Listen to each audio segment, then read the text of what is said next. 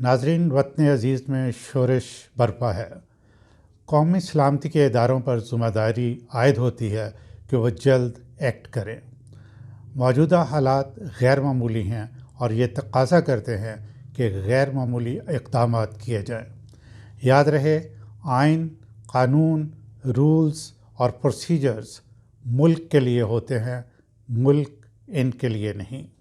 میں اس میں بحث میں نہیں جاؤں گا کہ کون سی پولیٹیکل پارٹی غلط اور کون سی صحیح یا آئین اور قانون کے مطابق کام کر رہی ہے۔ جو نظر آ رہا ہے وہ یہ ہے کہ وطن عزیز کو نقصان پہنچ رہا ہے، اور یہ قومی سلامتی کے اداروں کا فرض ہے کہ فوری ایکشن لیں۔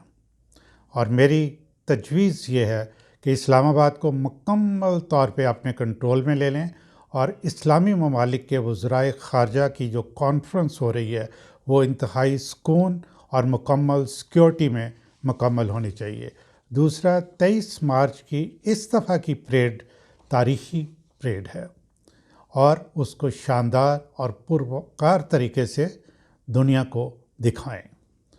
اس وقت تک اسلام آباد میں تمام ایکٹیویٹیز بند کر دیں، تمام پولیٹیکل پارٹیز کے ورکرز کو اسلام آباد سے نکال دیں، اور جو اسلام آباد میں جمع ہونے کے پروگرام بنا رہے ہیں ان سے کہیں کہ جب یہ کانفرنس ختم ہو جائے گی آپ اس کے بعد آ سکتے ہیں۔ میڈیا کو بھی اسٹرانگ میسیج دے دیں کہ اس دوران پالیٹکس سے ہٹ کر وطن عزیز پر فوکس رکھیں۔ یہ مت کہیے گا کس قانون کے تحت، یہ وہی قانون ہے، وطن عزیز پر ہر شے قربان۔